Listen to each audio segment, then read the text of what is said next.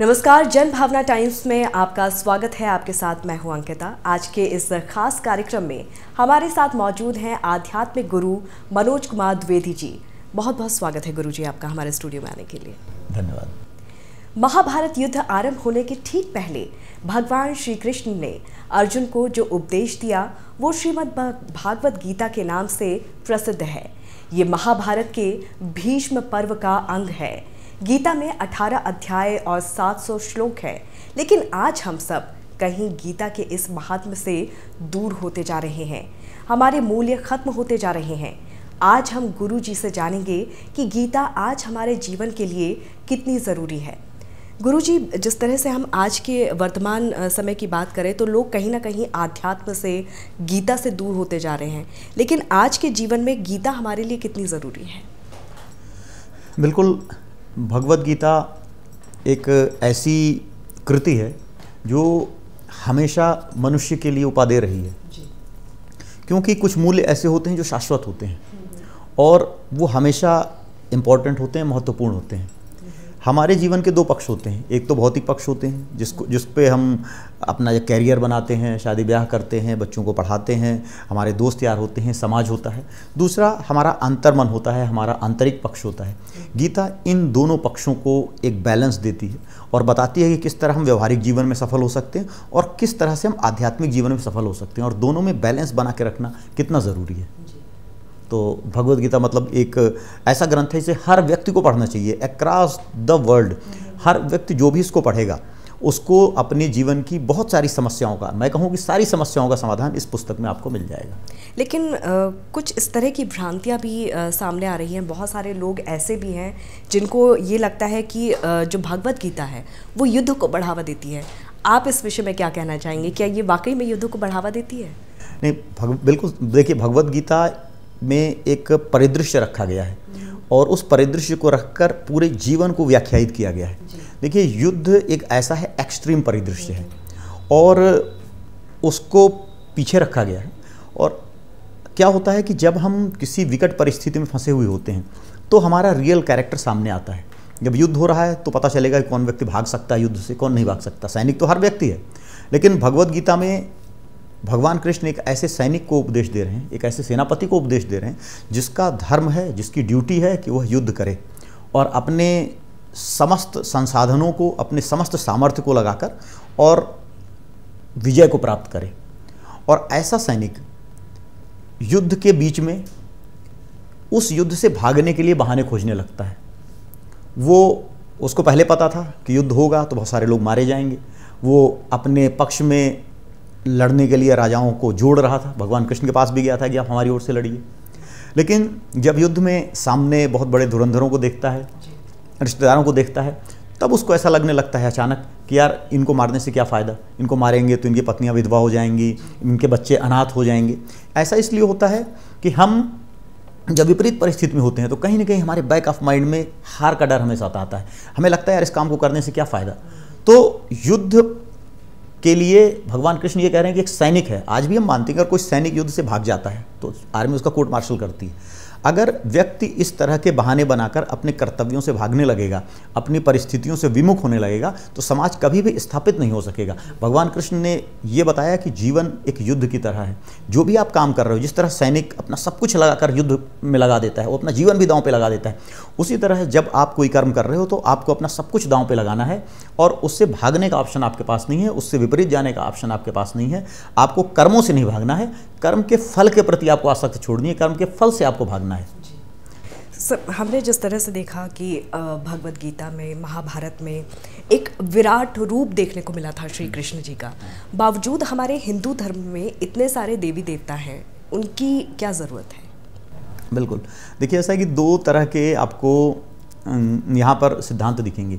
एक सिद्धांत ये दिखेगा कि एक ही देवी है, एक ही देवता है, एक ही ईश्वर है और उसकी उपासना की जाए, और उसकी उपासना की पद्धतियाँ में निर्धारित कर दी गई है। जैसे क्रिश्चियंस में है या जो है इस्लाम में है, भाई यही एकमात्र देवता है और इसकी यही पूजा पद्धति है, इसको आप करो। उसके विपरीत हिंदू धर्म में आप देखोगे कि अनेक तरह के देवी देवता हैं और अनेक तरह की पूजा पद्धतियाँ हैं और किसी को भी आप अपना सकते हो। हमारे जो ऋषि थे वो बहुत बड़े चिंतक थे और उन्होंने देखा कि हर व्यक्ति अलग अलग तरह का होता है। जैसे आप देखो किसी पहाड़ में चले जाओ तो कोई बड़े पेड़ होंगे, कोई छोटे वृक्ष होते हैं, कोई पहाड़ भी देखो, कोई बड़े पहाड़ होंगे, कोई छोटे होंगे, कोई बड़ी नदी होगी, कोई छोटी नदी होगी, अलग अलग की विभिन्नताएं होती हैं। इसी तरह से मनुष्य के अंदर भी बहुत सारी विभिन्नताएं हैं। और हिंदू धर्म ऐसा नहीं है कि बहुदेवादी धर्म है, ये एक मानता है कि ऋग्वेद में कहा गया कि एकम सत विप्रम बहुधा वदंती, अर्थात अल्टीमेट रियलिटी एक है, ईश्वर एक है, लेकिन उस तक पहुंचने के मार्ग अनेक हैं। आप किसी भी मार्ग को लेकर उस तक पहुंच सकते हो जो मार्ग आपको सूट करता हो। अब हर व्यक्ति का उद्देश्य ईश्वर को पाना या ईश्वर के बराबरी तक पहुंचना नहीं होता। इस समाज में अलग अलग तरह के व्यक्ति होते हैं। कई व्यक्तियों का होता है कि हमारी फैमिली की केयर अच्छी हो जाए, हम एक अच्छा सुखमय जीवन जी लें। कुछ व्यक्ति होते हैं धन कमाने में लगे होते हैं, कुछ व्यक्ति होते हैं खेलों में लगे होते हैं। अलग अलग तरह के व्यक्ति हैं, सबके जीवन का लक्ष्य भी अलग अलग होता है। तो यह स्वतंत्रता हिंदू धर्म ने दी कि आप अपने जीवन के हिसाब से, अपनी प्रकृति के हिसाब से अपनी देवी देवताओं को चुन सकते हो और उनके साथ आप आगे बढ़ सकते हो। क्योंकि जैसे पानी कहीं भी बरसे, दुनिया में कहीं भी पानी बरसे, अल्टीमेटली वो समुद्र में पहुंच जाता है। पहले वो छोटी नाली में पहुंचेगा, फिर बड़े नाले में पहुंचेगा, फिर नदी में पहुंचेगा, फिर महानदी में, फिर समुद्र में। इसी तरह से किसी भी देवता को, किसी भी ईश्वर को, किसी को भी आप नमस्कार करो, किसी की भी पूजा करो, वो परमपिता परमेश्वर तक पहुंच जाती है, क्योंकि परमपिता परमेश्वर के अलावा कुछ है ही नहीं। तो इसीलिए इस व्यक्ति के स्वभाव को देखते हुए, किस तरह के व्यक्ति का स्वभाव है, ह्यूमन माइंड कैसा है, उसको देखकर हमारे ऋषियों ने इस तरह का एक सिस्टम बनाया। हमने किसी को भी उत्पीड़ित नहीं किया, किसी को भी मारा नहीं कि तुम गलत हो, तुम्हारी पूजा पद्धति गलत है और तुम उस पूजा पद्धति को छोड़ के ये पूजा पद्धति अपनाओ क्योंकि केवल यही सही है। हिंदू धर्म यह मानता है कि सभी पूजा पद्धतियाँ सही हैं, क्योंकि ईश्वर के अलावा है ही नहीं कुछ। हम उस बात पे भरोसा नहीं करते कि हमने अगर कोई गलती कर दी तो शैतान ने करवा दी, और हमने कोई अच्छाई की तो हमने करी है। नहीं, सब कुछ ईश्वर का है और ईश्वर तक पहुँचने के बहुत सारे रास्ते हैं। हमारा एक रास्ता है, आपका भी रास्ता हो सकता है, सभी का एक एक रास्ता है। जो भी हम मानता है कि बहुत सारे रास्ते हैं और सभी रास्ते सही हैं, वो सभी हमारी पद्धति के अंदर आ जाते हैं। गुरुजी, आपने जिस तरह से बताया कि ईश्वर तक पहुंचने के बहुत सारे रास्ते हैं और हर कोई ईश्वर तक पहुंचना चाहता है। श्रीमद् भगवद गीता में 3 मार्ग बताए गए हैं ईश्वर तक पहुंचने के। 3 मार्गों की क्या ज़रूरत थी? बिल्कुल जी, देखिए कोई भी सिद्धांत हम बनाते हैं वो मानव मस्तिष्क के, मानव स्वभाव के, मानव प्रकृति के अनुकूल होना चाहिए। ठीक है, अगर मैं आपसे किसी से भी कहने लगूँ सिर के बल चलो तो नहीं चल पाओगे। तो मनुष्य में 3 तरह की प्रवृत्तियाँ देखी गई। कुछ व्यक्ति होते हैं जो बुद्धि प्रधान होते हैं, जो माइंड से काम करते हैं। आपने देखा होगा मैथमेटिक्स में बहुत अच्छे होते हैं, इंटेलेक्चुअल्स होते हैं। ठीक है, कुछ व्यक्ति ऐसे होते हैं जो हृदय भाव प्रधान होते हैं, जो कवि होते हैं, संगीतकार होते हैं। ठीक है, कुछ ऐसे होते हैं जो मेहनती होते हैं, मेहनत करते हैं, कर्म करते हैं, ज़्यादा से ज़्यादा कर्मिक होते हैं। तो 3 तरह की प्रवृत्तियाँ लोगों में देखी गई और उन 3 तरह के लोगों को अगर आप जो है मैथमेटिशियन को आप कविता पाठ कराओ या संगीत सिखाओ, शायद मुश्किल हो सीखने में, ना सीख पाए। या जो कवि है उसको आप गणित पढ़ाने लगो तो बड़ा मुश्किल हो जाएगा। ठीक है, एक जो फिजिकल आदमी कर सकता है, बॉडी बिल्डर है या स्पोर्ट्स पर्सन है, उसको या मैथ्स, न तो मैथ्स हो सकता है कर पाए, ना वो कविताएँ पढ़ पाए। तो इसीलिए 3 मार्ग बनाए गए। जो बुद्धि प्रधान है उसके लिए ज्ञान मार्ग, जो भावना प्रधान है उसके लिए भक्ति मार्ग, और जो कर्म प्रधान व्यक्ति है उसके लिए कर्म मार्ग। तो ये 3 मार्ग व्यक्ति की प्रवृत्ति को देखते हुए बनाए गए हैं ताकि व्यक्ति सुगमतापूर्वक उस मार्ग पर चल सके। और यही कारण रहा है हमारे यहाँ कि धर्म, एक ही धर्म के लोगों ने आपस में लोगों को मारा नहीं, गला नहीं काटा। जबकि आप पाश्चात्य में देखोगे, बाहर देखोगे विदेशों में, तो लोगों ने मतलब आम बात है कि धर्म के नाम पर एक दूसरे का गला काट दिया हो या बम विस्फोट करा दिए गए हों, और एक ही धर्म के लोग अलग अलग पूजा पद्धतियों के कारण लोगों को मारपीट रहे हैं। तो हमारे यहाँ पहले से ही बना दिए भाई सबके अपने अपने रास्ते हैं और किसी भी रास्ते से चलो, कोई फ़र्क नहीं पड़ता। इससे समाज में सहिष्णुता बढ़ती है, इससे समाज में प्रेम बढ़ता है, एक अच्छी समाज का निर्माण होता है। आजकल के वक्त की हम बात करें गुरुजी, तो हर किसी के सामने असमंजस की स्थिति रहती है, अपनी लाइफ को लेकर हर किसी के बीच में कन्फ्यूज़न रहता है। तो उस असमंजस की स्थिति को दूर करने में गीता किस तरह से सहायक साबित होती है? देखिए, असमंजस हमें तब होता है जब हमारे बेसिक्स क्लियर नहीं होते कि हमें लाइफ में चाहिए क्या। हम बढ़े जाते हैं, हम क्या करते हैं कि पड़ोसी को देखकर, अगर पड़ोसी गाड़ी ले आए तो हमने उससे बड़ी गाड़ी ले लेनी है, या हम क्या करते हैं कि अपनी इच्छाओं को जो आपूर्ति रहती हैं वो बच्चों पे लाद देते हैं। हम मीडिया से, दूसरे संसारों से प्रभावित हो जाते हैं और आगे बढ़ते जाते हैं। अब आगे जब हम बढ़ जाते हैं तो हमें पता नहीं चलता कि मिला क्या। हम बाहर से कई बार ऐसा होता है कि हम बहुत सारे सामान इकट्ठे कर लेते हैं, हम बहुत सारी सफलताएं ओढ़ लेते हैं, लेकिन अंदर से हम अधूरे रहते हैं। हमें क्योंकि हम अपने स्वभाव को हमने समझने का प्रयास ही नहीं किया। हम बस एक किसी ने बताया और हम रास्ते पर चल दिए। जब हम अंदर झांकने का प्रयास करते हैं तो खोखलापन मिलता है, तो बड़ी असमंजस की स्थिति हमारे साथ हो जाती है। भगवद गीता, सबसे पहले जब हम भगवद गीता को पढ़ेंगे तो हम अपने पर्सनैलिटी के साथ और अपने वर्क को सिंक्रोनाइज करेंगे। जो हम काम कर रहे हैं, जो हम फील्ड हमने चुना है और उसमें हम जिस तरह से काम कर रहे हैं और जो हमारा अपना रियल कैरेक्टर है, जो हमारा स्वभाव है, उसमें सिंक्रोनाइजेशन की कमी है। वो सिंक्रोनाइजेशन भगवद गीता बताती है किस तरह से करना है आपको। साथ ही साथ ये कहा जाता है कि गीता एक बेस्ट मैनेजमेंट बुक है। ऐसे में हमें मैनेजमेंट सीखने के लिए इधर उधर भागने की ज़रूरत ही क्या है?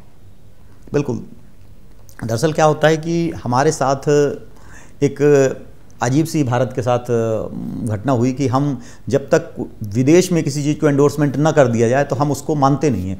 जैसे योग को हम आज बल दे रहे हैं, जब वो योगा होके आ गया है, हमारा ही बीच का कोई व्यक्ति है, अगर उसे कोई इंटरनेशनल इंस्टीट्यूशन अवार्ड दे दे, नोबेल प्राइज़ मिल जाए, रैमन मैग्सेसे मिल जाए, तो हम उसको बड़े गौर से पढ़ते हैं, उसके पहले नहीं पढ़ते। हमारा ही इतिहास है, अगर किसी विदेशी ने लिखा है तो हम उसको एथेंटिक मान लेते हैं। तो हमारी ही किताबों को पढ़कर, भगवद गीता को पढ़कर जो हमारे वेस्टर्न्स हैं या जो हमारे देश के प्रख्यात लोग हैं, जब वो मैनेजमेंट पे कोई बुक निकालते हैं तो हम उसको बड़ा अप्रिशिएट करते हैं।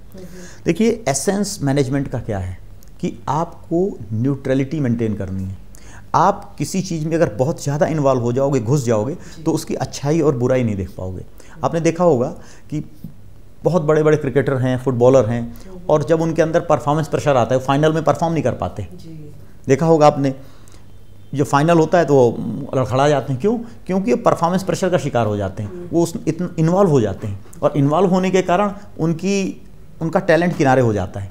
क्या होता है कि जब हम अपना 100% दे रहे होते हैं, उस समय हमारा मस्तिष्क नहीं, हमारा अवचेतन मस्तिष्क काम करता है। अब हम अपना हैंडल अपने मस्तिष्क की अंदरूनी परतों पर ट्रांसफ़र कर देते हैं और वो डिसीजन लेते हैं, क्योंकि माइक्रो सेकंड्स में डिसीजन आपको लेने होते हैं। हम नहीं ले सकते, हमारा अवचेतन मस्तिष्क लेता है। लेकिन जब हम अवचेतन मस्तिष्क इतने सजग सचेत हो जाते हैं, परफॉर्म में आते हैं, तो हमारा अवचेतन मस्तिष्क जहाँ से हमें शक्ति मिलती है वो काम करना बंद कर देता है। तो इस चीज़ की आवश्यकता है कि हम इस चीज़ को समझें और हम उस डायरेक्शन में धीरे धीरे आगे बढ़ें। गीता आज हमारे जीवन के लिए, लोगों के अच्छे जीवन के लिए, आगे बढ़ने के लिए कितनी ज़्यादा महत्वपूर्ण आपको लगती है? बिल्कुल, भगवद गीता को अगर हम पढ़ रहे हैं और इसको समझ रहे हैं थोड़ी ही मात्रा में, क्योंकि बड़ी पुस्तक है, आज लोग व्यस्त हैं, नहीं समझ सकते, लेकिन बहुत सारे जगह हैं, यूट्यूब है, या आप किसी कोई बुक ले सकते हो, पढ़ सकते हो, जहाँ भी आपका इंटरेस्ट है। अगर आप उसके कुछ भाग को भी अगर अपने जीवन में उतार लेते हो तो ये मानकर चलो कि आपके जीवन की 90% समस्याएं समाप्त हो गई हैं और आप जीवन को स्मूथ जाओगे। क्योंकि जीवन, आपको पहली बात पता होनी चाहिए कि हमारा दूर का उद्देश्य जीवन का क्या है और पास का क्या है। हमारे जो पास के उद्देश्य हैं, जैसे सपोज़ करो कि हमें यहाँ से इलाहाबाद जाना है, तो हम इलाहाबाद की ओर ही चल रहे हैं, कितनी कम चल रहे हैं तो हम पहुंच जाएंगे। लेकिन अगर हमें जाना उत्तर है और हम कभी दक्षिण चले जाते हैं, कभी पूरब चले जाते हैं, कभी पश्चिम चले जाते हैं, तो कुल मिला के घूम घाम के हम वहीं रहेंगे, हम अपने दूर लक्ष्य के पास नहीं पहुंच पाएंगे। तो हमारे जो दूर का लक्ष्य है और जो पास का लक्ष्य है, उसमें एक सामंजस्य होना चाहिए। वो सामंजस्य आराम से बन जाएगा। हम भगवद गीता के कुछ पार्ट को भी पढ़ लें तो हम बहुत अच्छा काम कर सकते हैं, अपने जीवन में सफल हो सकते हैं, इस व्यवहारिक जीवन में सफल हो सकते हैं, अच्छा मैनेजमेंट कर सकते हैं। और फिर हमें किसी स्टेज पे लगता है कि हमारी कुछ स्पिरिचुअल नीड्स हैं, हमारी आध्यात्मिक ज़रूरतें हैं, हम उस दिशा में आगे बढ़ें, तो भगवद गीता उसके लिए भी सहायक है। और यह मतलब एंड टू एंड सोल्यूशन है। आपके प्रैक्टिकल जीवन से लेके आपके जो पारमार्थिक जीवन है, स्पिरिचुअल लाइफ है, वहाँ तक का पूरा सोल्यूशन देती है कि किस तरह एक अच्छे सफल इंसान होकर और आप जो है भगवत कृपा से और भगवान तक पहुँच सकते हो। गुरुजी, आज के युवाओं की हम बात करें, आज की पीढ़ी की बात करें, बच्चों की बात करें, तो वो कहीं ना कहीं आध्यात्म से दूर होते जा रहे हैं। इसके पीछे आपको क्या लगता है कि क्या वजह है और कैसे उनको गीता की मदद से आध्यात्म से जोड़ा जाए? देखिए, आध्यात्म को जिस तरह से पेश किया गया ना, ये बड़ा कारण रहा बच्चों का, युवा पीढ़ी का आध्यात्म से भागने का। आध्यात्म को इस जीवन का, सुख सुविधाओं का विरोधी बतला दिया गया कि अगर अध्यात्म में जाना है तो अच्छा मत खाओ, ये मत पहनो, मूवी मत देखो, ये मत करो। तो कभी बच्चे को डर लगने लगा कि यार ये अध्यात्म क्या है, अध्यात्म माँ बाप को लगने लगा कहीं बच्चा सन्यासी बन के सब कुछ छोड़ छाड़ के ना चला जाए, जबकि आध्यात्म और व्यवहार मिले हुए हैं, ये दोनों अलग नहीं है, एक ही सिक्के के दो पहलू हैं। अगर मुझे भूख लगी है तो मैं आध्यात्म के बारे में सोच ही नहीं सकता, मैं पहले खाने की व्यवस्था करूँगा। अगर मेरे मन में इच्छा है कि मैं अच्छे कपड़े पहनूँ, खेलूँ, कूदूँ, आगे बढ़ूँ, पहले मैं वो काम करूँगा, मैं अध्यात्म के बारे में सोच नहीं सकता। अगर मेरा कैरियर ही नहीं है, मेरे पास पैसे नहीं हैं, अभावों से मेरा जीवन ग्रस्त है, तो मेरा उद्देश्य, मेरे जीवन का उद्देश्य है कि पहले मैं व्यवहारिक रूप से सफल बनूँ। व्यवहारिक रूप से सफल बनने के लिए दो रास्ते हैं। एक रास्ता है किसी तरह से पैसा आ जाए और मैं अमीर बन जाऊँ। ये रास्ता बड़ा खतरनाक होता है क्योंकि व्यक्ति इसमें गलत रास्ते पर चल देता है, और पैसे कमाने के लिए आज आप देख रहे हो कि समाज में अपराधों की संख्या बढ़ती जा रही है। जब अगर मेरे पीछे आध्यात्मिक मोटिवेटर होगा तो मैं काम भी करूँगा, अच्छे काम करूँगा, मेहनत करूँगा, अपने आप को परिमार्जित करूँगा और धन भी कमाऊँगा, अपने परिवार को भी सेटल करूँगा, देश का भी नाम ऊँचा करूँगा। और फिर जब मेरी भौतिक ज़रूरतें पूरी हो जाएंगी तब मेरे अंदर ये विचार आ सकता है, स्वाभाविक रूप से आ सकता है कि भाई मैं क्यों पृथ्वी पर आया हूँ, मेरा जन्म क्यों लिया मैंने, मेरा क्या उद्देश्य है, क्या केवल पैसे कमाने के लिए, क्या केवल बच्चे पैदा करने के लिए, इसके बाद क्या है। तो जब उस अवस्था तक मेरा माइंड पहुँच जाएगा तब मैं धीरे धीरे अध्यात्म के बारे में सोचूंगा, वहाँ काम करूँगा, विचार करूँगा, फिर मैं पढ़ूँगा। देखिए, अगर मुझे प्यास लग गई तो मैं पानी ढूंढ लूँगा। किताब का, भगवत गीता का काम है आपको प्यास लगा देना, आपको बता देना कि आप इस दुनिया में आए क्यों। तो सबसे पहले अगर प्यास जग गई, प्यास कब जगेगी, जब हम सही रास्ते पर हैं। अगर हम गलत रास्ते पर हैं तो हम फंस जाएंगे, जाकर हम भागते रहेंगे। कभी हमें एक डिपार्टमेंट बुलाएगा, भाई टैक्स चोरी कर ली तुमने, वहाँ से बचेंगे तो दूसरा पुलिस वाले बुलाएंगे, फिर ये बुलाएंगे। तो सबसे पहले हमें अध्यात्म पीछे होना चाहिए और अध्यात्म से आपको प्रेरणा लेनी है और व्यवहारिक जीवन है। इसीलिए हमारे शास्त्रों में कहा गया है कि पहले आप ब्रह्मचर्य आश्रम, उसके बाद गृहस्थ आश्रम, उसके बाद वानप्रस्थ आश्रम, फिर संन्यास आश्रम। तो एक सीढ़ी है, इस सीढ़ियों में आपको जाना है। आप कोई सोचे मैं 10वीं सीढ़ी पे चढ़ा जाऊंगा तो वो सही नहीं। तो अध्यात्म को सही ढंग से परिभाषित करना, सही ढंग से बताना, ये एक संपत्ति है आपकी, और इस संपत्ति को आज हम विपत्ति माने हुए हैं। तो और दूसरा बड़ा इसका कारण क्या है कि हमारे यहाँ धार्मिक शिक्षा का अभाव है। एक हमें धर्म की शिक्षा कहाँ मिलती है, हमारी सारी एजुकेशन ज़्यादातर है मिशनरी स्कूल्स में है, तो हिंदू धर्म की शिक्षा कहीं मिलती नहीं, तो बच्चों को पता ही नहीं। तो हियर से ही रह गया है आज हिंदू धर्म। जो लोग सुन लेते हैं, कोई कुछ सुन लेता है, कोई कुछ सुन लेता है, उस बारे में अपनी धारणाएं बना लेता है। तो इसके कारण से बच्चे थोड़ा मिसगाइडेड हैं, वो धर्म को समझ नहीं रहे हैं। लेकिन हमारा उद्देश्य भी यही है कि धर्म इस तरह से प्रस्तुत किया जाए अध्यात्म को कि लगे कि बिल्कुल व्यवहार और अध्यात्म एक दूसरे से जुड़े हुए हैं। अगर व्यवहार पे सही ढंग से चलेंगे तो अपने आप अध्यात्म में पहुंच जाएंगे। भगवान कृष्ण भी अर्जुन से यही कह रहे हैं, भाई युद्ध करो तुम्हारा अगर कर्तव्य युद्ध करना है तो इसी युद्ध करने से, इसी कर्म को करने से ही तुम मोक्ष पा जाओगे। तुम्हें लंगोट पहन के जंगल भागने की कोई जरूरत नहीं है। जो कर्मणि भी संसिद्धिम आस्थिता जनकादय, कि राजा जनक आदि राजाओं ने राजा रहते हुए अपने सभी कर्मों का पालन करते हुए भी परम तत्व को प्राप्त कर लिया। तो माता पिता की इसमें आपको क्या लगता है कि कितनी बड़ी जिम्मेदारी हो सकती है ताकि अपने बच्चों को, आगे की पीढ़ी को आध्यात्म से जोड़ा जा सके, धर्म से जोड़े रखा जा सके? माता पिता की रिस्पॉन्सिबिलिटी सबसे ज़्यादा है बच्चों के लिए, लेकिन ये भी महत्वपूर्ण है कि सबसे पहले माता पिता समझें कि आध्यात्म क्या है, धर्म क्या है, और उसके बाद वो शिक्षा दें, वो बच्चों को बताएं। बताने का दो तरीका होता है, एक तो मैं बिठाया बच्चे को और उसको ज्ञान पिलाने लगा, दूसरा होता है कि मैं अपने आचरण के द्वारा बताने लगा। तो वो उपदेश ज़्यादा कारगर है जो अपने आचरण के द्वारा बतलाया जाता है। तो जब माँ बाप उस तरह से काम करेंगे, अपने अल्टीरियर मोटिव को दूर रखेंगे और जो छोटे मोटिव हैं उनको धीरे धीरे ले जाएंगे, परमार्थ की ओर जाएंगे, खुद वैसा काम करेंगे तो बच्चा दिखे। बच्चा जो है वो बड़ा क्विक लर्नर होता है, वो आस पड़ोस के माहौल को, वातावरण को, बातचीत को देखकर सब लर्न करता है। वो एक बच्चा 3 लैंग्वेज में अगर रहे तो तीनों लैंग्वेज सीख जाएगा। वो आपको ऑब्जर्व करता है, अगर आप काम करोगे तो अपने आप कर लेगा, उसको सिखाने की ज़रूरत ही नहीं रहेगी। और एक समय में आपने अगर उसको प्यास जगा दी तो वो पानी अपने आप ही ढूंढ लेगा। गुरुजी, अंत में हम चाहेंगे कि आप हमारे जितने भी जनभावना टाइम्स के दर्शक हैं उनके लिए क्या आप संदेश देना चाहेंगे, जो लोग भटके हुए हैं या अपने जीवन में बहुत ज़्यादा परेशान हैं, तो उनके लिए आप क्या मैसेज देंगे?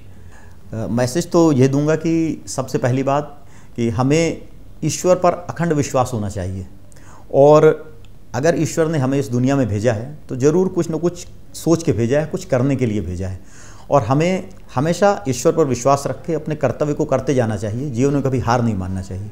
और हम एक बात को जान लेना चाहिए, हर भारत के व्यक्ति को एक बात पे हमें हमेशा भरोसा रखना है और हमारा कार्य उसकी ओर आगे होना चाहिए कि हम विश्व की सबसे पुरानी सभ्यता हैं और हम में वह सामर्थ्य है कि हम विश्व को एक नई दिशा दे सकें। हमारा धर्म ऐसा है जो विश्व शांति स्थापित कर सकता है, जो युद्धों की परिस्थितियां हैं, जो आतंकवाद की परिस्थितियां हैं, इन सभी को खत्म करके हम विश्व शांति दे सकते हैं और विश्व के गुरु बन सकते हैं, जो कि पहले हम रहे भी हैं। तो हमें इस बात पर गर्व होना चाहिए और हमें इस विचार को लेकर आगे बढ़ना चाहिए। हमको दिल में ये गांठ बांध लेनी चाहिए कि हमें लगता हो सकता है कि हमें लगता हो हम असफल हैं, हम कुछ नहीं कर पा रहे, लेकिन ईश्वर ने हमें किसी विशिष्ट उद्देश्य के तहत भेजा है और वह विशिष्ट उद्देश्य यही है कि इस पावन धर्म में आपको पैदा किया, इस पावन राष्ट्र में आपको पैदा किया। तो आप इस धर्म का, इस राष्ट्र का उन्नयन करो, आप उसके ध्वजवाहक बनो और आप इसको उस ऊंचाई तक लेकर जाओ जिस ऊंचाई का ये हकदार है। यही मेरा संदेश है सबको।